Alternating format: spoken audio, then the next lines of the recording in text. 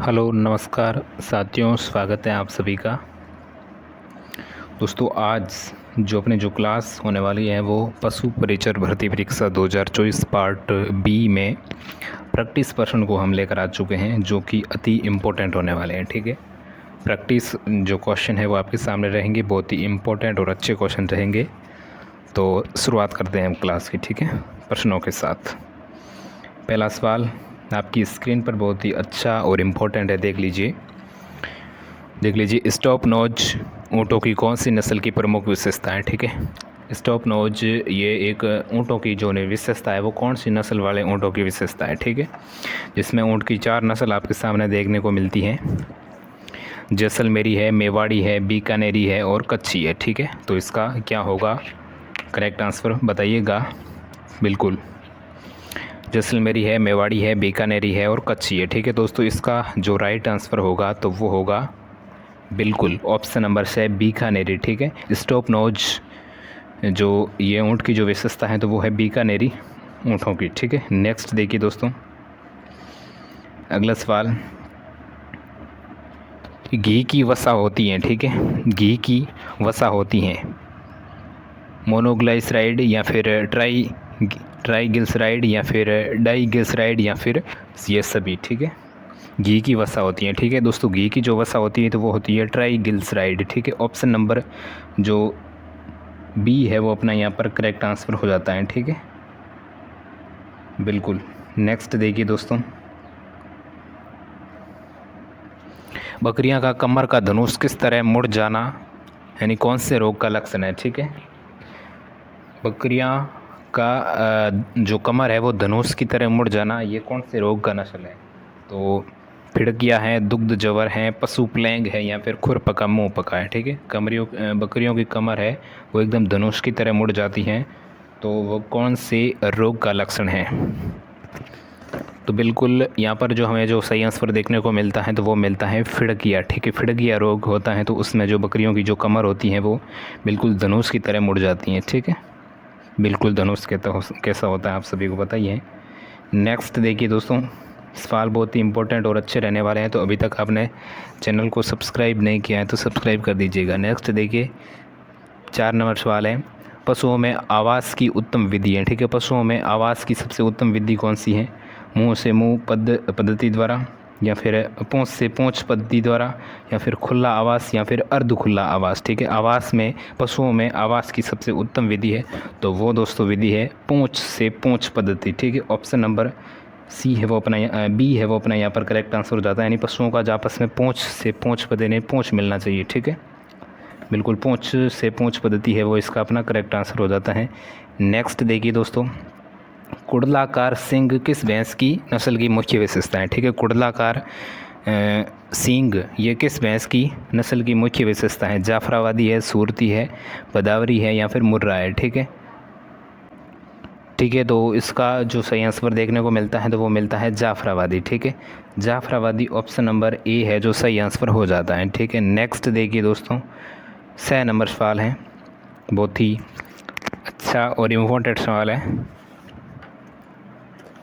6 number देखिए, बहुउद्देशीय ऊतक संवर्धन टीका मवेशियों के किस व्याधि के विरुद्ध प्रयुक्त होता है? ठीक है, बहुउद्देशीय ऊतक संवर्धन टीका है वो पशुओं के किस व्याधि के विरुद्ध है जो प्रयुक्त होता है? रिंडरपेस्ट प्लेग यानी एक प्लेग की बीमारी होती है तो उस समय, या फिर ब्लैक क्वार्टर यानी लंगड़ा बुखार, या फिर एंथ्रेक्स या फिर फुट एंड बूथ। ठीक है, तो इसका जो करेक्ट आंसर होगा तो वो होगा दोस्तों ऑप्शन नंबर ए रिंडरपेस्ट। ठीक है, प्लेग ऑप्शन नंबर ए है वो अपना यहाँ पर करेक्ट आंसर हो जाता है। ठीक है, नेक्स्ट देखिए दोस्तों, पशुओं द्वारा सड़ी गली वस्तुओं को खाना कौन से पोषक तत्व की कमी को दर्शाता है? ठीक है, पशुएं जो होते हैं वो सड़ी गली वस्तुओं को खाते हैं तो वो उसमें कौन से पोषक तत्वों की कमी होती है? ठीक है, फास्फोरस, कैल्शियम या फिर उपयुक्त दोनों या फिर फेरस। ठीक है, तो इसका दोस्तों राइट आंसर होगा तो वो होगा फास्फोरस। ठीक है, पशुओं में जब हम फास्फोरस की कमी होती है तो वो पशु है जो सड़ी गली जो वस्तु होते हैं उसको खाते हैं। ठीक है, नेक्स्ट देखिए दोस्तों, NDRI जो कि करनाल में स्थित है, जिसकी स्थापना कब हुई थी? ठीक है, बहुत ही अच्छा और इम्पोर्टेंट सवाल है। NDRI की जो स्थापना है वो दोस्तों कब हुई थी, यानी राष्ट्रीय डेयरी अनुसंधान संस्थान, ठीक है, राष्ट्रीय डेयरी अनुसंधान संस्थान जिसकी स्थापना है वो कब हुई थी, ठीक है। तो बिल्कुल 4 ऑप्शन आपके सामने देखने को मिलते हैं। 1923 यानी करनाल में, 1923 बेंगलोर में, 1955 करनाल या फिर 1955 बेंगलोर, ठीक है। तो इसका बिल्कुल 1923 में होती है, लेकिन करनाल में नहीं होती हैं दोस्तों, बेंगलोर में होती हैं, ठीक है। सबसे पहले बेंगलोर में होती हैं, ठीक है, बेंगलोर 1923 बेंगलोर, ठीक है। और बाद में बिल्कुल बाद में 1955 करनाल में होती हैं, ठीक है, 1955 में करनाल में होती हैं, ठीक है। तो पहले तो स्थापना पूछी है, पहले हो जाती है 1923 बेंगलोर में, ठीक है। NDRI यानी राष्ट्रीय डेयरी अनुसंधान संस्थान करनाल हरियाणा, ठीक है। बिल्कुल ऑप्शन नंबर इसका बी सही आंसर होगा, ठीक है, बिल्कुल बी है जो इसका सही आंसर हो जाएगा। नेक्स्ट देखिए दोस्तों IVRI, ठीक है। IVRI की स्थापना किस वर्ष हुई? IVRI की स्थापना यानी इंडियन वेटेनरी रिसर्च इंस्टीट्यूट यानी, ठीक है, जो कि इज्जत नगर यूपी में है, ठीक है। IVRI की स्थापना है वो कब हुई? तो बिल्कुल कब हुई थी? बिल्कुल 1889, ठीक है। ऑप्शन नंबर डी इसका करेक्ट आंसर हो जाता है, ठीक है। ऑप्शन नंबर डी है जो सही आंसर हो जाता है। नेक्स्ट देखिए दोस्तों नेवल फ्लेम किस नस्ल की विशेषता है, ठीक है। नेवल फ्लेम है जो किस नस्ल की विशेषता है? थारपारकर, गिर, साहिवाल या फिर राठी? बिल्कुल, तो इसका करेक्ट आंसर हो जाएगा साहिवाल, ठीक है। साहिवाल ऑप्शन नंबर सी है जो राइट आंसर हो जाता है। नेक्स्ट देखिए दोस्तों गाय की नस्ल जिसमें डेवलप अधिक विकसित होता है, ठीक है। गाय की नस्ल जिसमें डेवलप है जो अधिक विकसित होता है, थारपारकर, कांकरेज, साहिवाल या फिर जर्सी, ठीक है। तो इसका आंसर होगा तो वो होगा दोस्तों साहिवाल। नेक्स्ट देखिए दोस्तों खुर को काटना कहलाता है, ठीक है। खुर को काटना कहलाता है टैगिंग, कास्टिंग, ट्रिमिंग या फिर इनमें से कोई नहीं, ठीक है। खुर को काटना कहलाता है दोस्तों, खुर को काटना कहलाता है ट्रिमिंग, ठीक है। ऑप्शन नंबर सी है जो करेक्ट आंसर होता है ट्रिमिंग, ठीक है। नेक्स्ट देखिए दोस्तों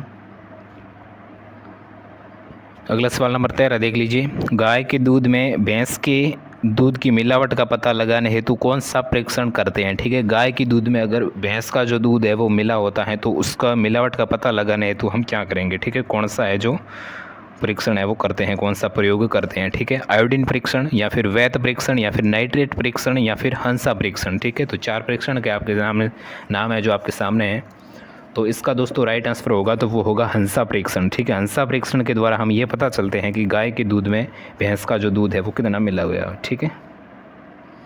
नेक्स्ट देखिए दोस्तों मादा में बंध्याकरण को कहते हैं, ठीक है। मादा में बंध्याकरण को कहते हैं। 14 नंबर सवाल है जिसमें बिल्कुल ओवारियो हिस्टेरियोटोमी है या फिर स्पाइमिंग यानी बंध्याकरण है या फिर ओवारियो हिस्टोट्रोमी है या फिर बोथ यानी A एंड C।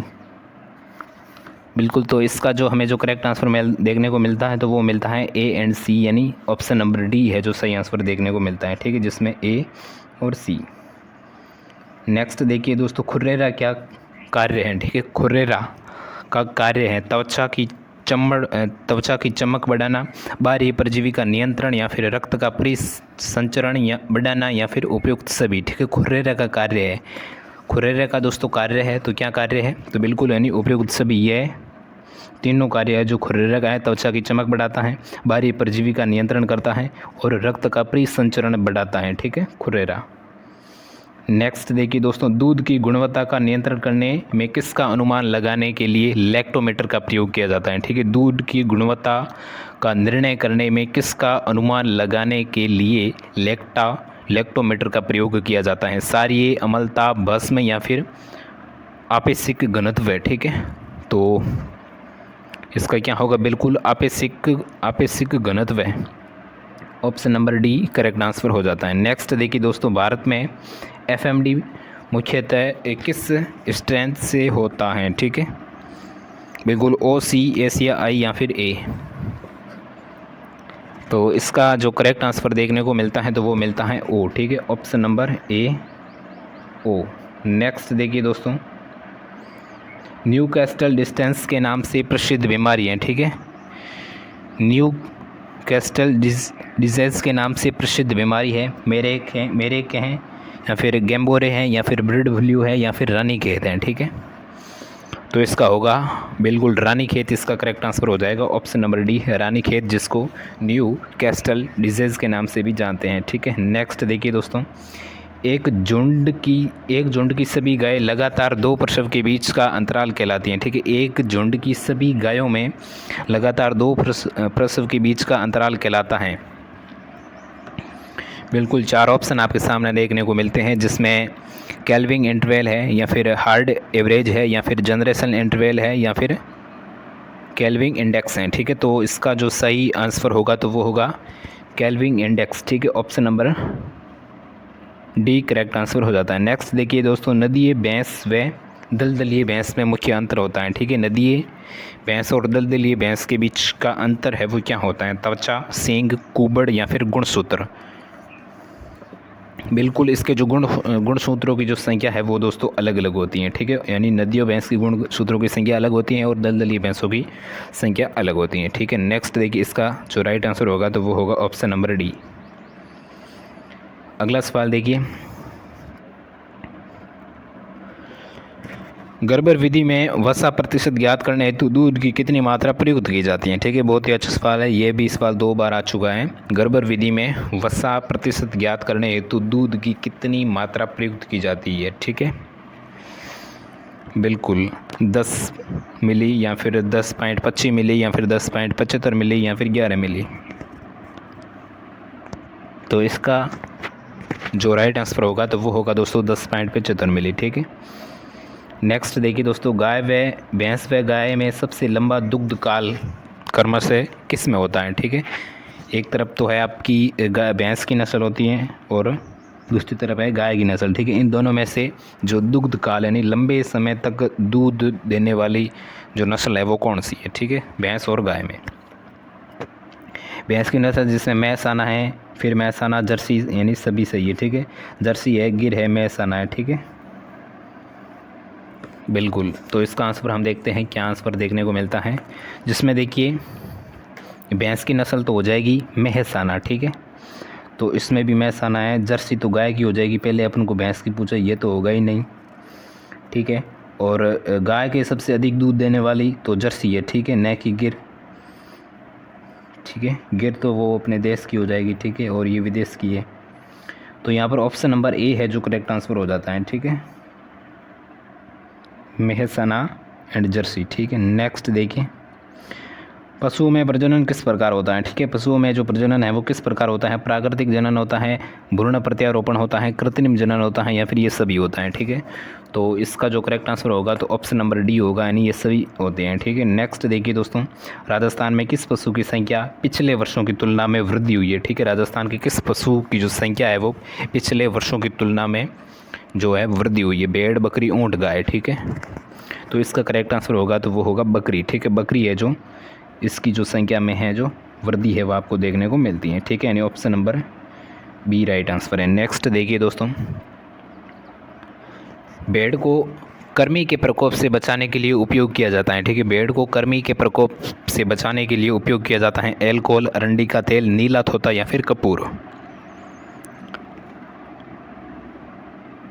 क्या होगा इसका करेक्ट आंसर? बिल्कुल यहाँ पर नीला थोथा इसका अपना राइट आंसर हो जाता है। बिल्कुल ऑप्शन नंबर सी है जो करेक्ट आंसर हो जाता है, नीला थोथा। ठीक है, नेक्स्ट देखिए दोस्तों, जल प्रदूषण से होने वाले रोग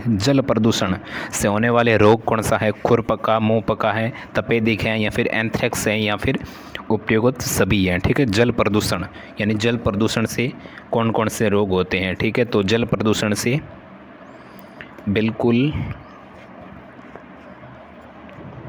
यानी यहाँ पर करेक्ट आंसर हो जाएगा तपेदिक। ठीक है, तपेदिक जो रोग होता है वो जल प्रदूषण से होता है। ठीक है, नेक्स्ट देखिए दोस्तों, निम्न में से किस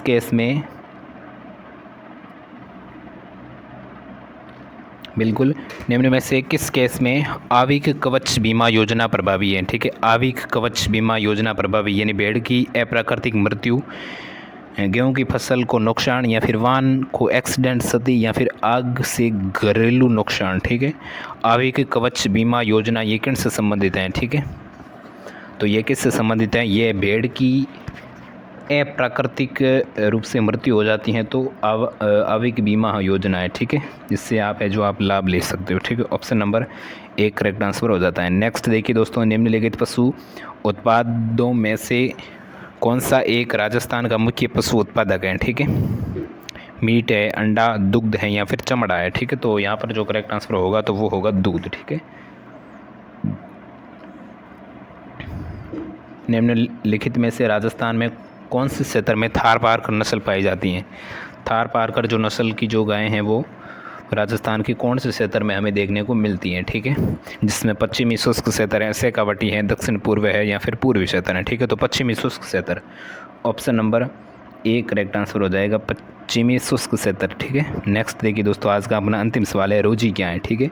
रोजी क्या है, 30वां सवाल, रोजी क्या है, ठीक है, जिसमें 4 ऑप्शन आपके सामने मिलते हैं। एक ट्रांसजेनिक भेड़ है या फिर एक ट्रांसजेनिक गाय है या फिर एक ट्रांसजेनिक बकरी है या फिर एक ट्रांसजेनिक पुष्प है, ठीक है। तो रोजी क्या है, बिल्कुल, तो रोजी क्या है, तो रोजी एक गाय है, ठीक है, एक ट्रांसजेनिक गाय है, ठीक है। ऑप्शन नंबर बी है वो अपना यहाँ पर करेक्ट आंसर हो जाता है, ठीक है।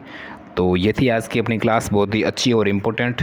और क्लास की संख्या थी 21वीं, ठीक है, जिसमें हम प्रैक्टिस क्वेश्चन लेकर आ चुके हैं। जो प्रैक्टिस क्वेश्चन रहने वाले हैं वो 400 से भी अधिक, ठीक है, 400 से भी अधिक आपको देखने को मिलेंगे। आज जो है 30, तो कल नेक्स्ट क्लास में 30 से 60, ठीक है, 60 से 90 ऐसे करके हम चलते रहेंगे, ठीक है। तो क्लास देखने के लिए आप सब्सक्राइब कर सकते हो, अभी तक आपने चैनल को सब्सक्राइब नहीं किया तो सब्सक्राइब कर लीजिएगा और लाइक, शेयर और प्यारा सा कमेंट कर दीजिएगा क्लास है जो कैसी लगी है, ठीक है। हम मिलते हैं नेक्स्ट क्लास में।